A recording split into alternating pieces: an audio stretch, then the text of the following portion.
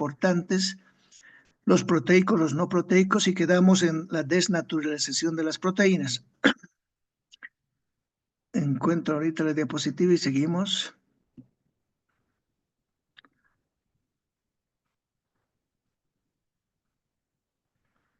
El enlace peptídico habíamos visto, y proteínas, su estructura primaria, secundaria, y aquí quedamos, en la desnaturalización de las proteínas.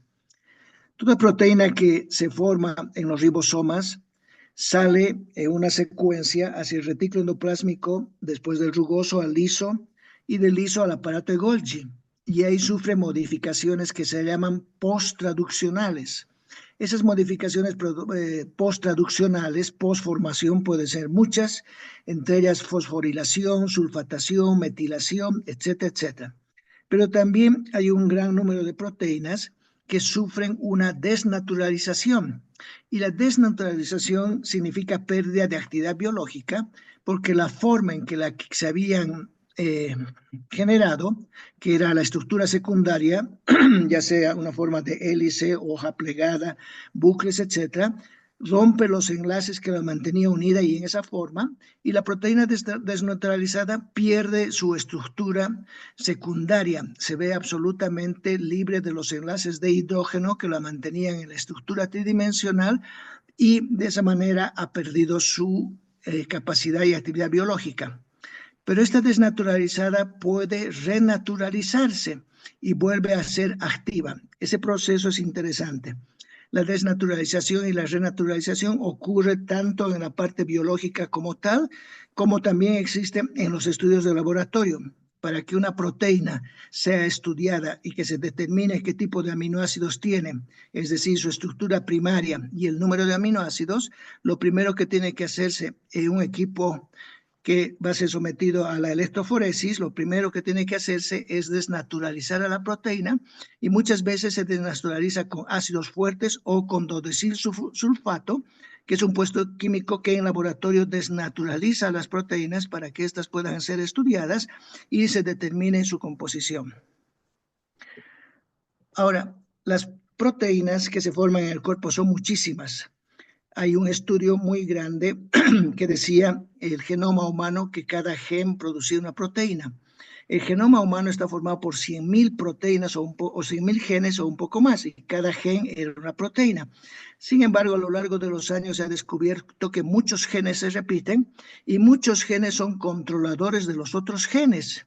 Y en una palabra, los genes que están habilitados para formar proteína no llegan a ser más de 25.000 a 30.000 genes. Si vemos que un gen produce una proteína, tendríamos entonces 25.000 a 30.000 proteínas. Ese era un dogma absoluto que se decía cada gen una proteína, pero con el tiempo se vio también que algunas proteínas que eran muy grandes, que se llaman genos, su sufijo es geno, estas proteínas podían escindirse o romperse y generar otras proteínas. Es decir, el gen que había formado la proteína grande, enorme, sufría escisiones proteolíticas por acción de proteasas, etc., y se convertía en otras proteínas útiles o polipéptidos útiles. Tal es el caso de la proopiomelanocortina, el caso del angiotensinógeno, el caso de la quimiotripsinógeno, del tripsinógeno, etcétera, que al llevar el sufijo geno significa que son precursoras y que pueden convertirse en otra proteína más pequeña o en varias, como es el caso de la proopiomelanocortina, que nos da a 5 polipéptidos o 5 proteínas diferentes, y es un solo gen que ha formado. Entonces ese dogma también se fue. No obstante eso, decimos que tenemos más o menos 25.000 a 30.000 proteínas en nuestro cuerpo, todas ellas distribuidas en diferentes áreas. Se distribuyen en los órganos, obviamente. Si son del riñón, van a ser proteínas renales. Si son formadas en el hígado, proteínas hepáticas. Si son formadas en el cerebro, proteínas cerebrales, etc. Y también se encuentran en diferentes áreas ya molecularmente. Se encuentran dentro de la célula, dentro del núcleo, se encuentran en las membranas de la célula, en la matriz extracelular, en el intersticio, en el plasma, etcétera, etcétera. Las proteínas tienen 26 funciones diferentes. No es una proteína para una sola cosa, sirven para muchas cosas las proteínas. Algunas proteínas son transportadoras, Otras proteínas son de defensa. Por ejemplo, la proteína transportadora más importante y más abundante en el cuerpo es la albúmina. La albúmina es una proteína plasmática que se forma en el hígado, pero sale al plasma y su actividad es en el plasma y se encarga de transportar iones, hormonas, bilirrubina, etcétera, etcétera. Entonces hay proteínas transportadoras, hay proteínas de defensa como son las inmunoglobulinas, hay proteínas que actúan como enzimas, tienen actividad catalítica, hay proteínas que actúan como receptores o macromoléculas de reconocimiento, etcétera, etcétera. En una palabra, se han identificado y se siguen estudiando más o menos 26 funciones diferentes de las proteínas. Entonces tenemos proteínas para todo gusto. Lo cierto es que sin proteínas no podemos vivir. Es una parte básica de nuestra naturaleza. Y las proteínas están formadas por aminoácidos, son polímeros de aminoácidos. Por lo tanto, tenemos que ingerir por la dieta aminoácidos esenciales, recordando el mnemotécnico del Hall privado de Tim, y los otros aminoácidos que se van formando en el cuerpo a través de la vía glucolítica, a través del ciclo de Krebs, a través de la vía de la pentosa fosfato, etcétera, etcétera. Aquí algunas funciones de algunas proteínas, no están todas porque son muchísimas. Tenemos, por ejemplo, proteínas de reserva. La ovoalbúmina no la contenemos nosotros en nuestro cuerpo. La ovoalbúmina se encuentra en el huevo y es un almacén de aminoácidos. Comemos nosotros la clara del huevo y tiene mucha proteína, mucha ovoalbúmina que ingresa al cuerpo y se degrada en aminoácidos y los aminoácidos son los que van a hacer su rol. Tenemos estructurales, el colágeno, la elastina, la queratina. Todos estos se encuentran en la matriz extracelular, formadas por los fibroblastos, muchos de ellos, y forman tendones, forman el tejido conectivo, participan en la piel, etc. Tenemos también hormonales, la insulina, la hormona de crecimiento, que son hormonas o son proteínas que van a participar en el metabolismo del calcio, el metabolismo del azúcar. Tenemos la proteína G, que es una comunicante para que se activen segundos mensajeros. Tenemos la hemoglobina que transporta oxígeno, las lipoproteínas que transportan lípidos, las inmunoglobulinas que tienen una acción de defensiva, el fibrinógeno y trombina que participan en la coagulación de la sangre, etcétera, etcétera, etcétera, etcétera. Factores de crecimiento, factores de coagulación, factores de transcripción, son todas proteínas o polipéptidos. Según la clasificación, tenemos proteínas estructurales y estas proteínas estructurales están dadas por el colágeno, elastina, queratina, etc. La única característica que tienen es que son alargadas, porque hay otras proteínas que son globulares. Estas son proteínas fibróticas, proteínas alargadas. Estas proteínas, vuelvo a decir, se encuentran particularmente en la matriz extracelular. La más abundante de las proteínas en el cuerpo es el colágeno, pero no existe solamente un colágeno, hay 9 subtipos de colágenos y hay colágenos en diferentes partes del cuerpo. Hay colágenos en la piel, colágenos en el ojo, colágeno en el músculo, colágeno en el tejido celular subcutáneo, etcétera, etcétera, etcétera. Veamos entonces, aquí el colágeno. El colágeno tiene una estructura de triple hélice, es decir, se van uniendo los aminoácidos y van conformando hélices. Primero una hélice con giro a la derecha, después otra hélice con giro a la izquierda y al final toda la estructura que es triple hélice, llamada también tropocolágeno, tiene una estructura helicoidal con giro a la izquierda. El aminoácido que predomina en el colágeno, en los subtipos de colágenos y en todos los colágenos, es la glicina. La glicina es un aminoácido muy simple, es el único que tiene como R a un hidrógeno. Y la glicina se encuentra cada 3 aminoácidos del colágeno, uno es glicina. El otro es prolina y la otra es hidroxiprolina. Entonces, la molécula de colágeno consiste en 3 cadenas polipeptídicas, contienen el aminoácido no polar glicina, citado cada 3 posiciones, y una estructura que se va enrollando. Aquí, en esta figura, en estas letras, dice el colágeno es la proteína más abundante del cuerpo. Hay varios tipos de colágeno. Se describieron 28, ahora se ha descrito uno más, 29, cada uno determinado genéticamente. Se encuentran en todos los sitios, como habíamos dicho, y tiene una conformación de triple hélice. Sus aminoácidos abundantes son glicina, prolina, hidroxiprolina, e hidroxilisina. La elastina es otra proteína que también se encuentra en la matriz extracelular. No es como el colágeno, tiene, pero sí fibras elásticas, y su flexibilidad y su presencia da lugar a que los vasos sanguíneos, los ligamentos, pulmones y la piel puedan retraerse y jalarse. Esa es la palabra, se pueden extender y se pueden retraer. Hay un solo gen para la elastina. Fíjense, el colágeno tenía 28, 29 genes. Aquí para la elastina hay uno solo. La elastina juega un rol muy importante porque es una de las proteínas que va a llamar a todos los neutrófilos, leucocitos, interleuquinas, citoquinas, etcétera, cuando hay un proceso inflamatorio. Entonces, es una proquimiotáxica, llama a otros compuestos. Es una proteína grande, tiene 750 aminoácidos, eso le da un peso molecular de más o menos 75,000 daltons. Hay que recordar, para sacar el peso molecular hay que agregar 2 ceros a la estructura, al número, y ver cuánto es, porque teóricamente cada aminoácido pesa 100 aminoácidos, teóricamente, pero hay aminoácidos que son muy pesados, muy grandes, como el triptófano, que pesa 183 daltons, pero para no especificar se ha puesto como promedio 100. Entonces, lo que hacemos nosotros es decir, aumentamos 2 ceros. Si esta proteína tiene 750 aminoácidos, tendrá 75,000 daltons de peso molecular, o decir 75 kilodaltons. Toda estructura polipeptídica que pasa de 8,000 daltons se considera proteína. Nominalmente, menos de 85,000 se considera polipéptido, pero a la sazón son lo mismo. Tiene escasa hidroxiprolina, no tiene hidroxilina, no tiene carbohidratos. Consta de dominios hidrofílicos e hidrofólicos ricos en lisina y valina. Un dominio hidrofílico significa un segmento de los aminoácidos que puede estar en contacto con el agua, generalmente son los polares, y tiene dominios hidrofóbicos que no pueden estar en contacto con el agua, y son los no polares o hidrofóbicos. También la elastina es rica en lisina y valina, no tiene mucha glicina, y tiene una estructura heterocíclica llamada desmosina, que también participa en la quimiotaxis. Aquí vemos, la elastina es una proteína del tejido conectivo con funciones estructurales. Fíjense a la derecha la fibra elástica y la fibra relajada. Relajada significa estirada, de ahí su nombre de elastina, y la fibra, cuando está contraída, está llena de estructuras y de enlaces.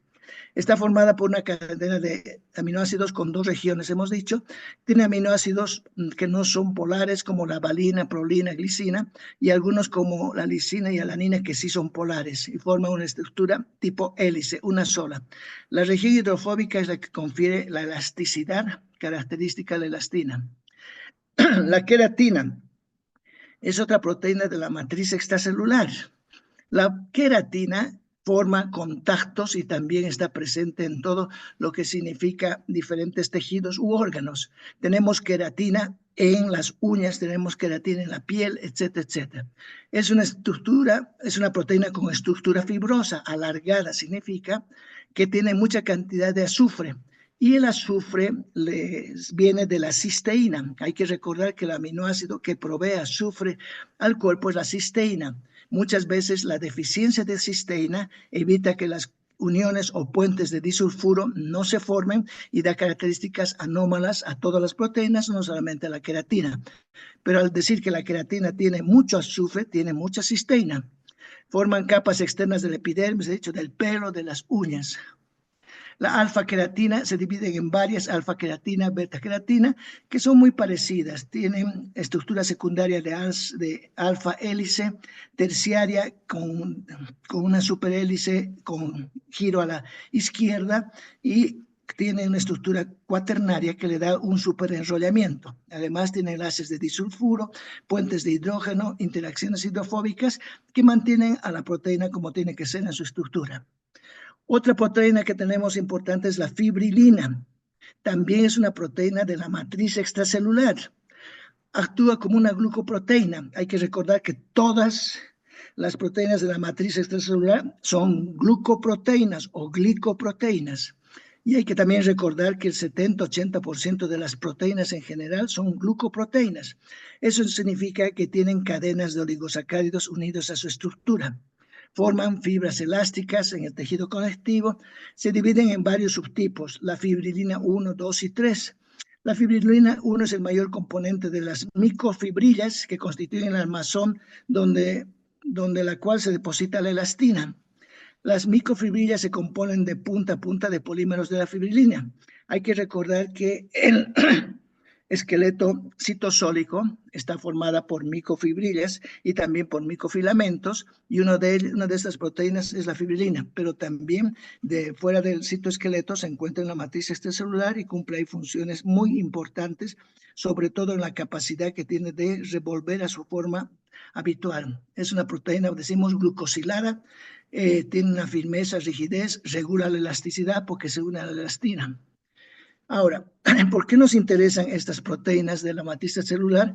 Una de ellas que falta aquí, que es importante, es la integrina. Y la integrina es una proteína también de la matriz extracelular, es una glucoproteína que conecta la célula con todo el entorno y se dirige no solamente al interior de la célula, sino hacia el exterior. Forma unos canales o puentes que pueden haber entre la célula y su matriz extracelular. La fibrilina también forma parte de la actividad flogística cuando se produce una inflamación, y la fibrilina es la que va a permitir que lleguen ahí muchas citoquinas, entre ellas la interleuquina 1 y todas las el factor de necrosis tumoral y todos los componentes del proceso proinflamatorio bioquímico. La fibrilina juega un rol muy importante. No está aquí descrita, pero ahí va. Ahora, la correlación clínica. ¿Por qué nos interesan conocer estas proteínas de la matriz extracelular y estas proteínas fibróticas? Porque en varias enfermedades existen problemas del tejido conectivo y de las proteínas estructurales. Habitualmente, cuando antes no había tomografía, no había resonancia nuclear magnética, no había radioinmunoensayo, no había inmunohistoquímica, etc., en una persona que tenía algún problema que no se podía descubrir cuál era la causa, se decía enfermedad o colágenopatía, directamente como si fuera un problema de colágeno. Hoy por hoy tenemos diagnósticos finos y diagnósticos moleculares, radiológicos, que nos permiten decir si la persona verdaderamente tiene una enfermedad, una colágenopatía o una enfermedad de las proteínas de la matriz celular, y cuál es la que está fallando, si está disminuida la fibrilina, si está aumentada, si la elastina está baja, etcétera, etcétera. Pero antes se decía a todos colágenopatías porque no se sabía cuál era el diagnóstico.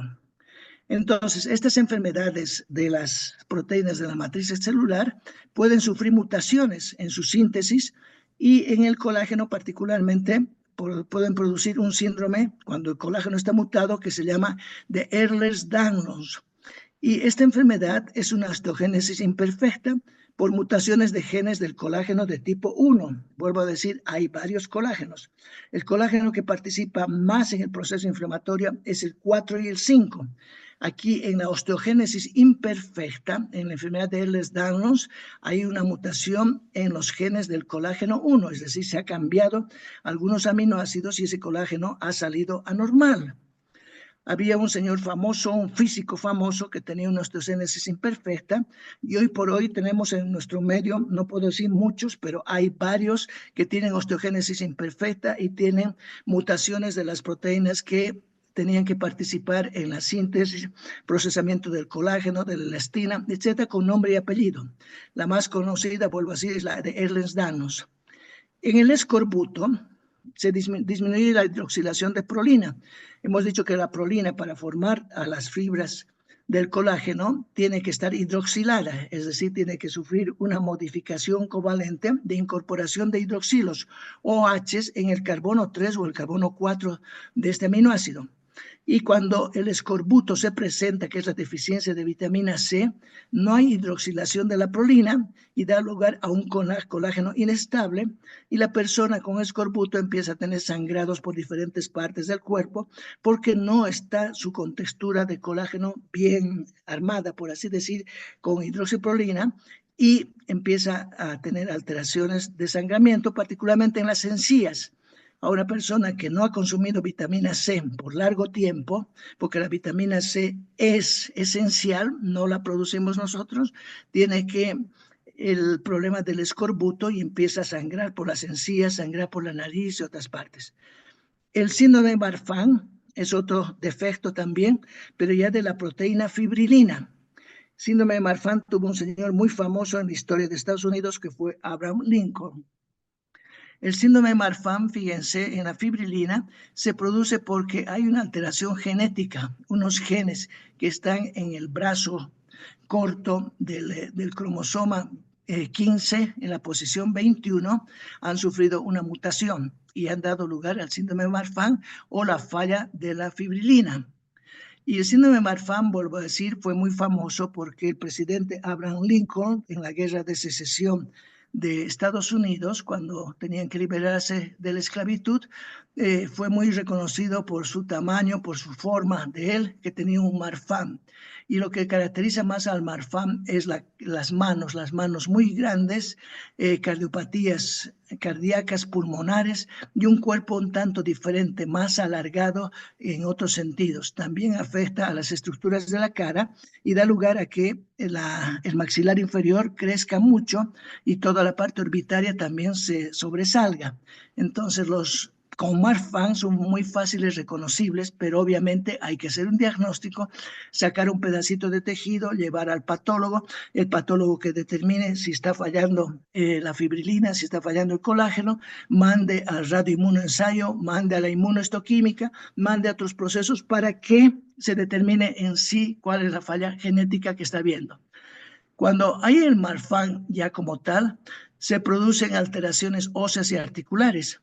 Ahí tenemos aracnodactilia, que significa manos como arañas, grandes, largas, articulaciones flexibles, miembros largos, tórax en forma de cavitón, como si el tórax estaría metido hacia adentro, malformaciones cardíacas, dilatación aórtica, bulas pulmonares, como si fueran globos de aire metidos en el pulmón, muy parecido a lo que significa el enfisema pulmonar. Tienen patología ocular, miopía, astigmatismo, etcétera, etcétera.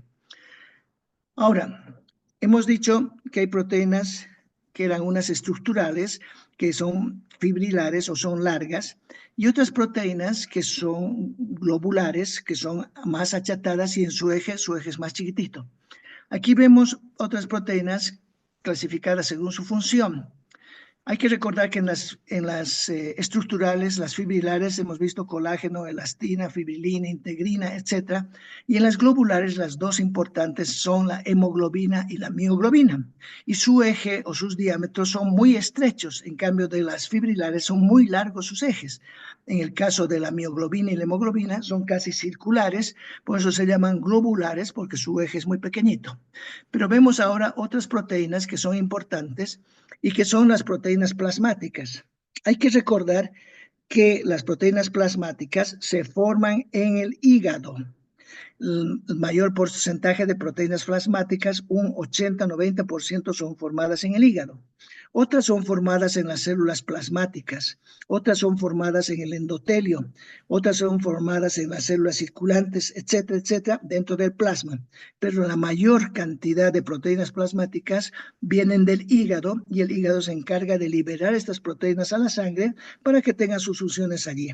Ahí tenemos, por ejemplo, la albúmina, el fibrinógeno, la celuloplasmina, la ferritina, que son propias del hígado, pero que pasan al plasma, y las inmunoglobulinas no. Las inmunoglobulinas no se forman en el hígado.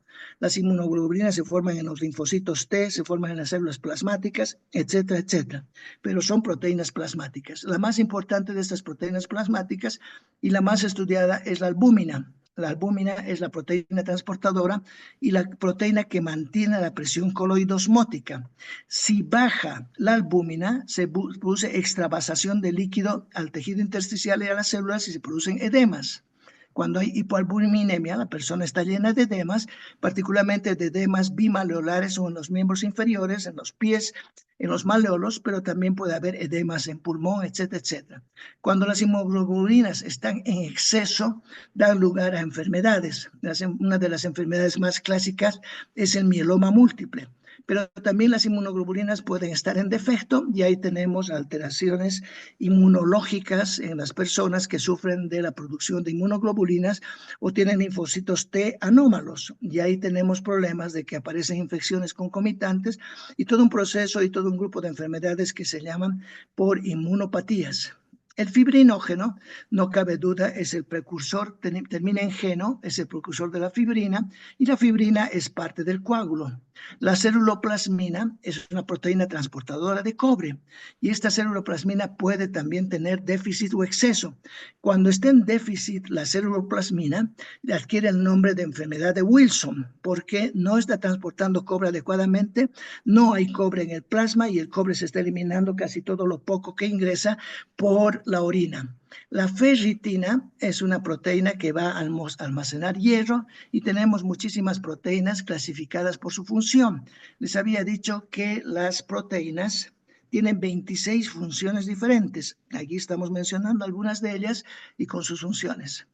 La albúmina, les había dicho que es la proteína más importante y más abundante del plasma, no del cuerpo, del plasma. La que es del cuerpo es el colágeno. Es una proteína de transporte coloidal de 58 kilodaltons, eso significa 58,000 daltons de peso molecular. Puede ser un poquito más, puede ser un poquito menos, porque habría que contar y ver que el peso de cada uno de los aminoácidos que lo forman. En una palabra está más o menos formada por 620, 640 aminoácidos, pero algunos muy pequeñitos. Hay que recordar que unos pesan 78 daltons, otros 57, etcétera, etcétera. Las funciones de la albúmina son muchas.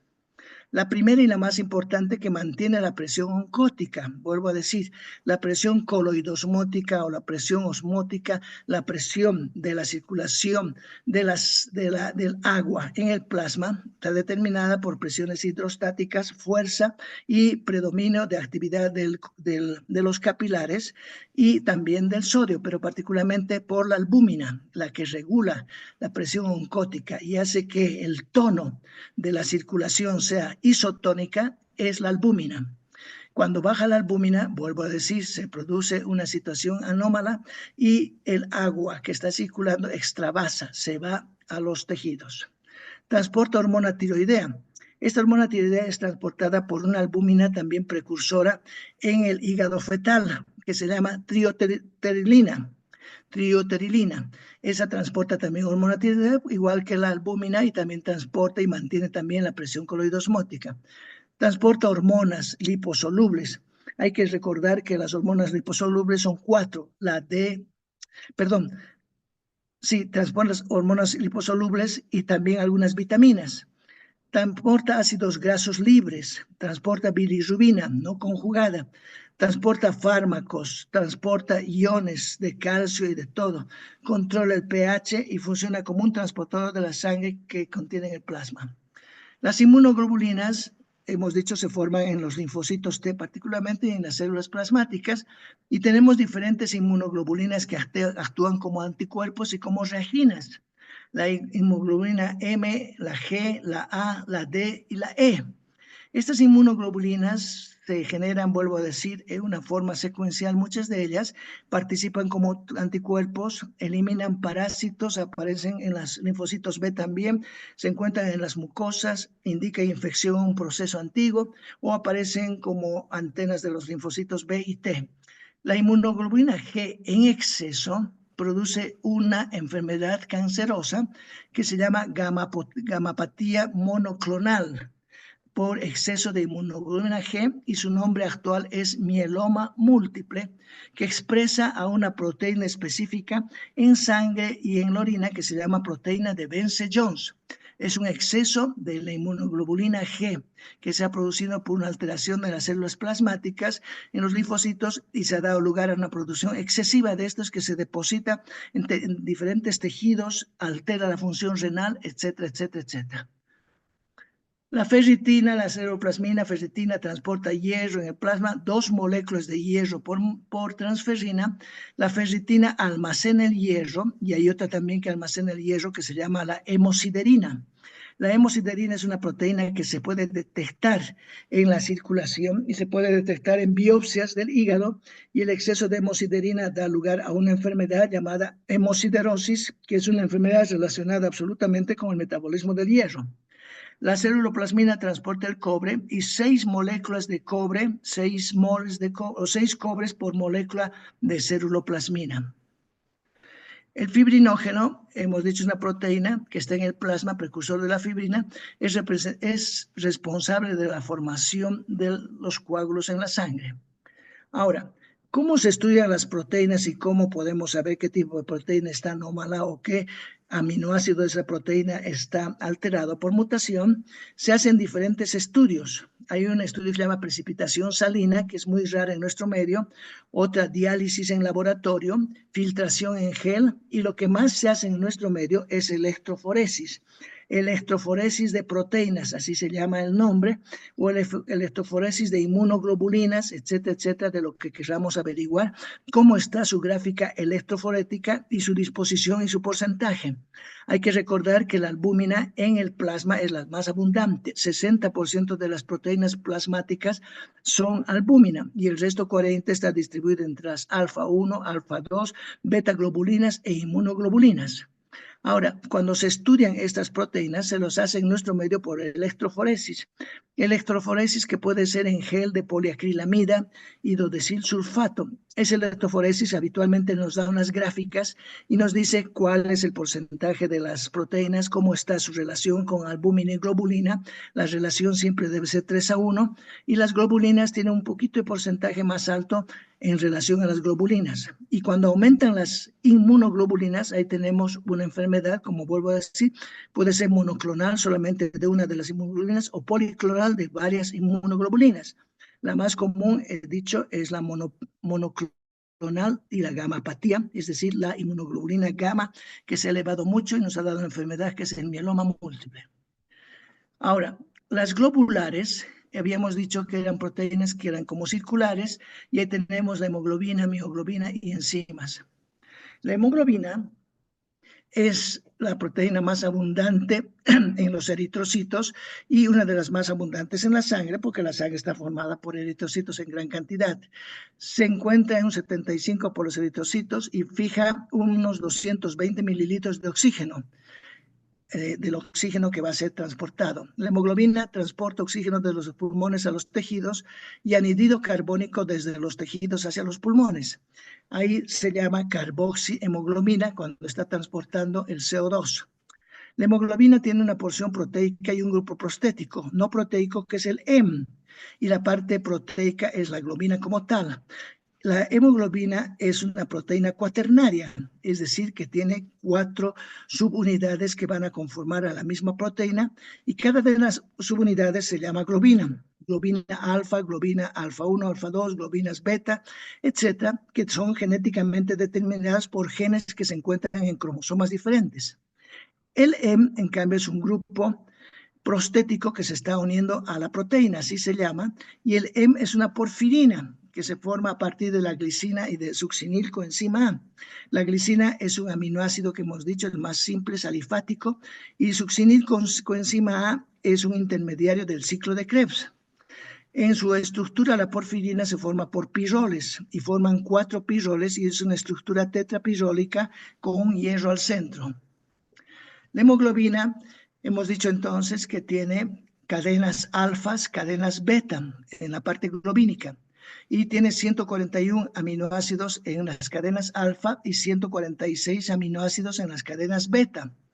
Tiene el hierro que está al medio entre las estructuras de las hélices E y F. La hemoglobina, al tener 4 globinas, 4 proteínas, 4 hemos, tiene 4 hemos porque cada uno de los hemos se acomoda entre las hélices E y F de las diferentes globinas. Entonces tiene 4 hems. Consta de 4 cadenas peripeptídicas llamadas globina, 4 moléculas del pigmento orgánico o porfirina en forma de disco llamado heme. Una molécula de hemoglobina puede combinarse con 4 moléculas de oxígeno, no cabe duda. Hay 280 millones de moléculas de hemoglobina por eritrocito y un eritrocito puede transportar más de 1.000 millones de moléculas de oxígeno. La hemoglobina, como se ve, es una proteína globular. tiene una estructura tridimensional de la desoxihemoglobina con una molécula unida que se llama el 2,3-bifosfoglicerato. Este 2,3-bifosfoglicerato, que está aquí, mantiene estructuras y mantiene a la globina encerrada en sus paredes, por así decir. Y este 2,3-bifosfoglicerato, si aparece en exceso, libera a todas las globinas y las globinas liberan su oxígeno. Entonces es un componente importante para que la hemoglobina libere el oxígeno, sobre todo cuando sube su concentración del 2,3-bifosfoglicerato, y el 2,3-bifosfoglicerato se forma como un intermediario de la glucólisis en el eritrocito y se llama la vía de Rappaport. Eso se lo ve muy bien en la práctica y se lo enseña muy bien en la práctica. Las dos subunidades alfa están coloreadas en tonos más oscuros de verde y azul, y las subunidades beta en tonos más claros de verde y azul. Y los grupos prostéticos M de color rojo. Aquí están los M con su estructura tetrapirólica, 4 M's, las subunidades alfas y las subunidades betas, y el 2,3-bifosfoglicerato que mantiene la estructura. Sube este 2,3-bifosfoglicerato, se altera la estructura, cambia de posición la hemoglobina y empieza a liberar su oxígeno. El M es un grupo, hemos dicho, es una estructura porfirínica tetrapirólica. Aquí está un pirrol, 2 pirroles, 3 pirroles, 4 pirroles, y por sus nitrógenos se unen al hierro al centro. El que va a transportar oxígeno, una palabra, es el hierro. El hierro va a oxidarse, se va a llamar hierro férrico, y va a ser el que va a transportar el oxígeno, y el hierro se acomoda en el centro de la molécula de la hemoglobina. Cuando el hierro no transporta oxígeno, a la hemoglobina se le llama desoxihemoglobina.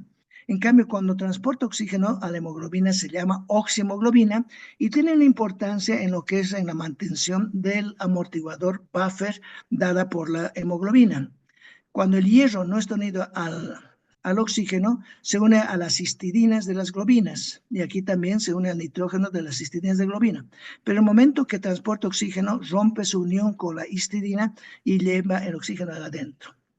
Entonces, el grupo M es un grupo prostético, forma parte de diferentes proteínas. Todas las proteínas que tienen M se llaman hemoproteínas, entre las que están las catalasas, las pirrolasas, los citocromos, son hemoproteínas, y las más importantes, hemoglobina y mioglobina. La función principal de la hemoglobina es transportar oxígeno. Los grupos M son los responsables del color rojo de la sangre. Tanto M, tanto coloración roja de la sangre. La oxidación del hierro, de hierro 2 a hierro 3, da lugar a la methemoglobina.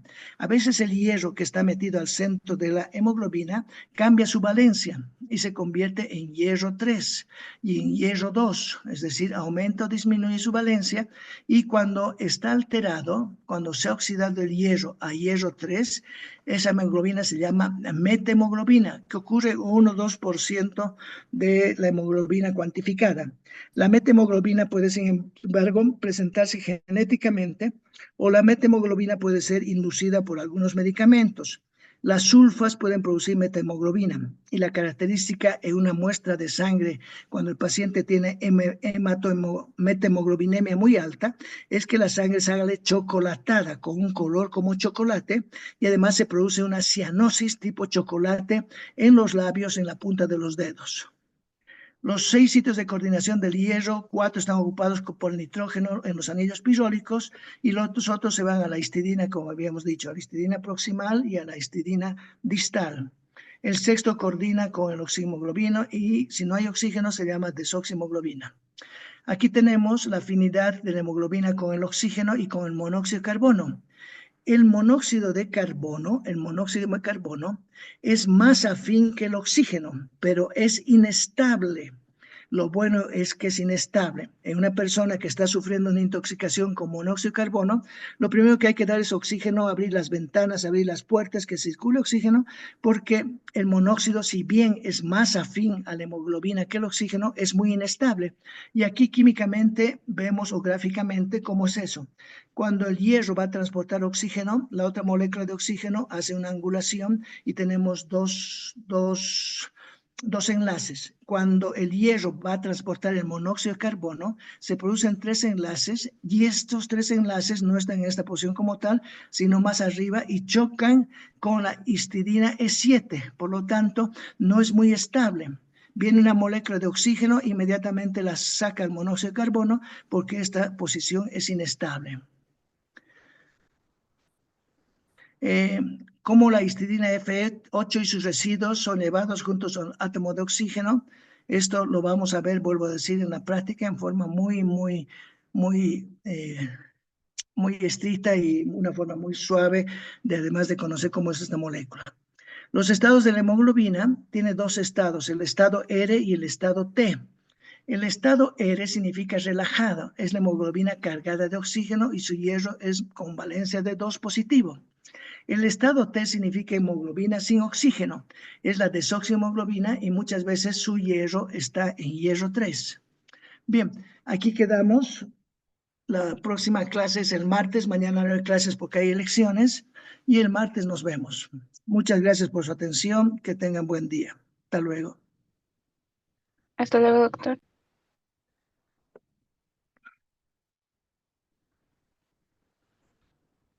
Hasta luego, doctor. Hasta luego. Hasta luego, doctor.